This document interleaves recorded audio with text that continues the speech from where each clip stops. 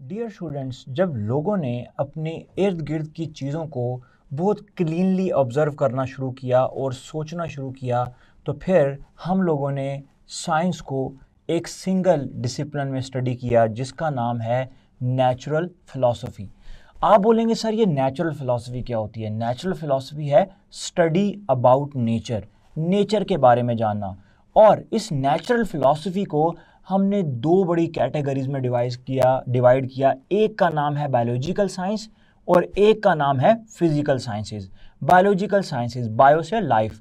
Biological sciences में हम living things के बारे में पढ़ते हैं, जिस तरह आप इसकी दो ब्रांचेस देख रहे हैं, जोलॉजी एंड बॉटनी। जोलॉजी में हम एनिमल्स को डिस्कस करते हैं और बॉटनी में हम प्लांट्स को डिस्कस करते हैं। फिजिकल साइंसेज जो कि हमें नॉन लिविंग थिंग्स के बारे में बताती है, और उसमें हमारे पास है फिजिक्स, केमिस्ट्री, एस्ट्रोनॉमी, जियोलॉजी, जो कि सारी नॉन लिविंग थिंग्स हैं। लेकिन डियर स्टूडेंट, हमारा यहाँ पर जो एरिया ऑफ कंसर्न है और जो हमने ब्रांच के बारे में पढ़ना है उसका नाम है physics.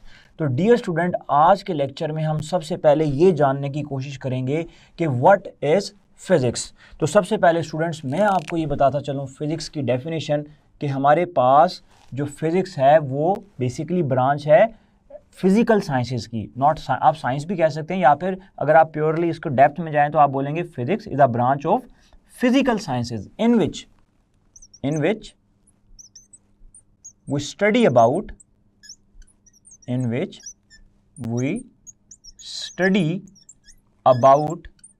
Matter and energy.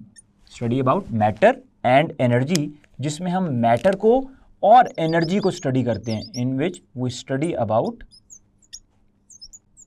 Matter and energy, matter को और एनर्जी को, और इन दोनों के दरमियान के रिलेशनशिप को। जिस तरह के स्टूडेंट, अगर आप देखें तो आप अपने इर्द गिर्द डिफरेंट एनर्जी से घिरे हुए हैं। Heat energy, sound energy, light energy, पंखा आपको हवा दे रहा है, मैकेनिकल एनर्जी।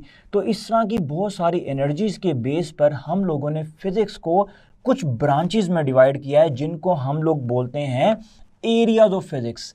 आपकी बुक में पेज नंबर 2 के ऊपर ये दो टेबल्स बने हुए हैं, जिनमें से एक टेबल है जिसमें आपको ब्रांचेज ऑफ फिज़िक्स के बारे में बताया गया है, जिसको हम लोग बोलेंगे areas of physics.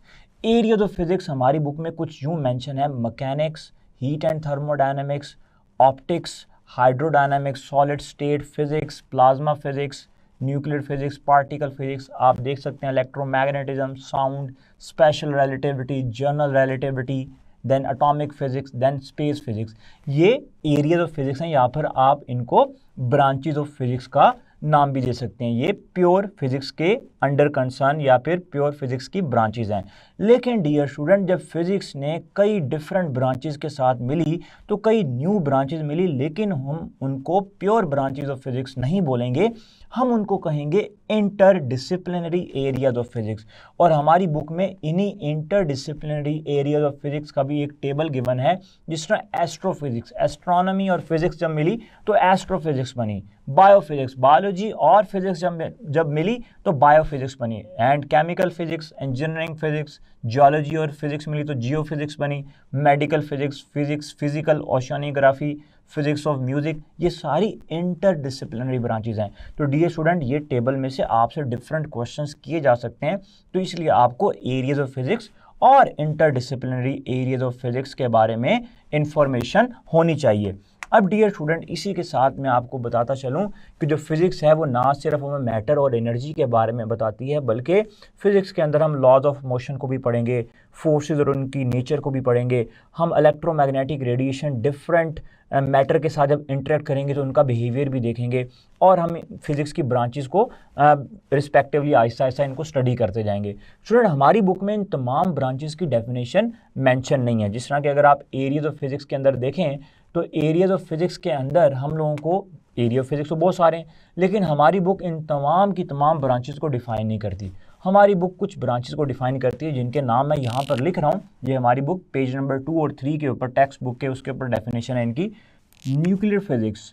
Nuclear physics के अंदर डियर स्टूडेंट्स हम लोग एटम के न्यूक्लियस के बारे में पढ़ते हैं, जो कि आपकी सेकेंड ईयर की बुक का चैप्टर नंबर 21 है।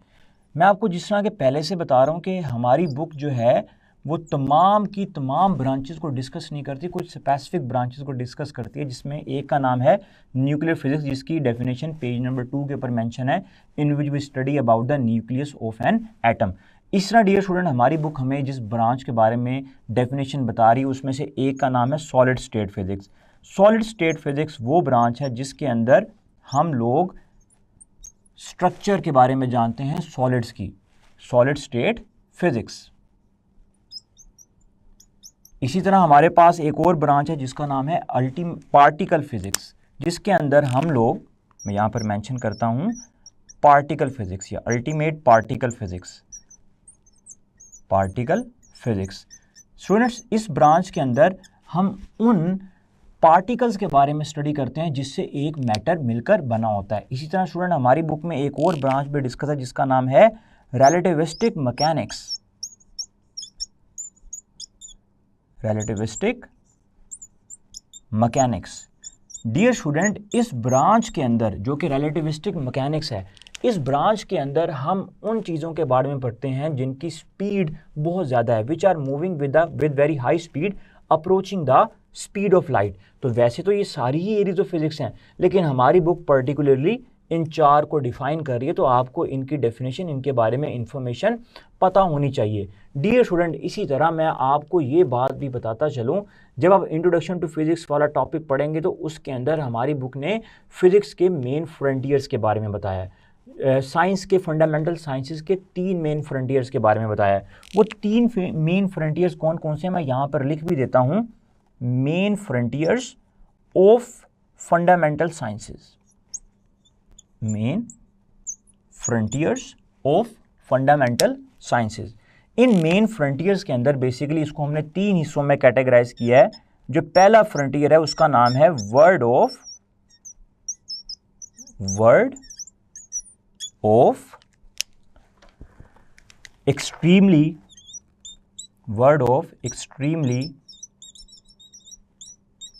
लार्ज ऑब्जेक्ट्स, जिसमें हम बड़े ऑब्जेक्ट्स को स्टडी करते हैं, जिसके अंदर हम लोग जो हैं वो लार्ज ऑब्जेक्ट्स के बारे में स्टडी करते हैं। जो सेकंड हमारे पास फ्रंटियर है डियर स्टूडेंट, उसका नाम है world of extremely small objects. यहाँ पर मैं लिख देता हूँ world of extremely large objects और वर्ल्ड ऑफ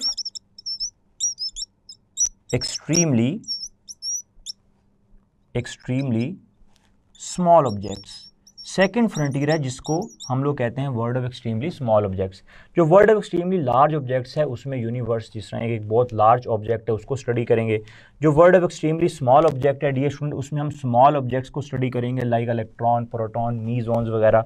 और थर्ड फ्रंटियर है हमारे पास फंडामेंटल साइंसेस का, जिसका नाम है हमारे पास वर्ल्ड ऑफ कॉम्प्लेक्स ऑब्जेक्ट्स, या फिर आप इसको कह सकते हैं वर्ल्ड ऑफ इंटरमीडिएट ऑब्जेक्ट्स, या फिर आप इसको कॉम्प्लेक्स ऑब्जेक्ट्स भी कह सकते हैं। जिस तरह के मॉलिक्यूल्स जो कि बड़े कॉम्प्लेक्स स्ट्रक्चर होते हैं उसको हम वर्ल्ड ऑफ कॉम्प्लेक्स ऑब्जेक्ट या इंटरमीडिएट ऑब्जेक्ट्स के अंदर काउंट करते हैं। तो डियर स्टूडेंट अगर मैं आपसे पूछूं which of the following is the second frontier, तो आप उसको कॉम्प्लेक्स ऑब्जेक्ट नहीं बोलेंगे, बल्कि सेकंड फ्रंटियर है world of extremely small objects. इसी तरह डियर स्टूडेंट मैं आपको ये बात भी बताता चलूँ, जब फिजिक्स ने डिफरेंट ब्रांचेस के साथ कैलिब्रेशन की तो जिस तरह कि आपको पता है कई नई ब्रांचेस बनी, इसी तरह डियर स्टूडेंट फिजिक्स की और टेक्नोलॉजी की कैलिब्रेशन के ज़रिए हमारे लिए टेलीकम्युनिकेशन के रास्ते बहुत ज़्यादा वसी हो गए। और जिस तरह कि आप लोगों को पता है टेलीकम्युनिकेशन के अंदर हम लोग एक स्पेशल चिप यूज़ करते हैं, वेफर यूज़ करते हैं सिलिकॉन के, जिससे हम कंप्यूटर भी बनाते हैं। और डिफरेंट जो है वो, क्योंकि जो सिलिकॉन है बेसिकली वो सेमीकंडक्टर के लॉज के ऊपर बनाई गई है, जो कि आप चैप्टर नंबर 18 इलेक्ट्रॉनिक्स में पढ़ते हैं पीएन जंक्शन के बारे में। तो हमारी बुक में अगर मैं इस क्वेश्चन को देखूं तो हमारी बुक में सिलिकॉन वेफर के बारे में आपको बताया गया है। ये सिलिकॉन जो है ये बेसिकली फिजिक्स के लॉज के ऊपर डिज़ाइन है और ये एक मेटालॉइड सेमीकंडक्टर की बनी होती है। डियर स्टूडेंट अब ये आप पे डिपेंड करता है कि आप इन सिलिकॉन वेफर और सिलिकॉन चिप से, या तो बेसिकली जो सिलिकॉन वेफर हैं या सिलिकॉन चिप्स हैं ये बेसिकली सैंड से बनती हैं। अब ये आप पे डिपेंड करता है कि आप इससे कोई सैंड कैसल बनाते हैं या फिर कोई कंप्यूटर या लैपटॉप बनाते हैं। डियर स्टूडेंट, अब हम इसी टॉपिक से रेलिवेंट कुछ एमसीक्यूज को भी देखते हैं। जिस तरह के हमारे पास एक एमसीक्यू है जिसमें हमें कहा जा रहा है which the following is not related to the interdisciplinary areas of physics. Alpha option है साउंड, बीटा ऑप्शन है एस्ट्रोफिजिक्स, चार्ली ऑप्शन है जियोफिजिक्स और डेल्टा ऑप्शन है बायोफिजिक्स। तो आपने ये बताना है कि इनमें से कौन सी इंटरडिसिप्लिनरी एरिया नहीं है। जिस तरह के भी मैंने आपको टेबल्स के बारे में बताया, तो उसमें जो साउंड है वो प्योर एरिया ऑफ फिजिक्स है, बाकी एस्ट्रोफिजिक्स, जियो और बायोफिजिक्स जो हैं ये इंटरडिसिप्लिनरी एरिया हैं। तो यहाँ पर जो राइट ऑप्शन आएगी डियर स्टूडेंट वो होगी अल्फा। इसी का एक और क्वेश्चन भी देखते हैं जिसमें आपसे कहा जा रहा है the study of internal structure of earth is known as. अब आप बोलेंगे सर इसकी डेफिनेशन तो हमारी बुक में लिखी नहीं हुई, लेकिन डियर स्टूडेंट ये आपको पता होना चाहिए। अगर आप देखें ऑप्शन के अकॉर्डिंग आपके लिए आंसर फाइंड करना बड़ा आसान हो जाएगा। अगर आप देखें अल्फा ऑप्शन है जियो फिजिक्स, बीटा है न्यूक्लियर फिजिक्स। न्यूक्लियर फिजिक्स में तो हम एटम के न्यूक्लियस को डिस्कस करते हैं, मैकेनिक्स के अंदर हम मूविंग ऑब्जेक्ट्स को डिस्कस करते हैं, और एटॉमिक फिजिक्स में हम एटम को डिस्कस करते हैं। तो जियो फिजिक्स ही रह जाती है जिसमें हम, जियो का मतलब है अर्थ, जिसमें हम इंटरनल स्ट्रक्चर ऑफ अर्थ के बारे में स्टडी करते हैं।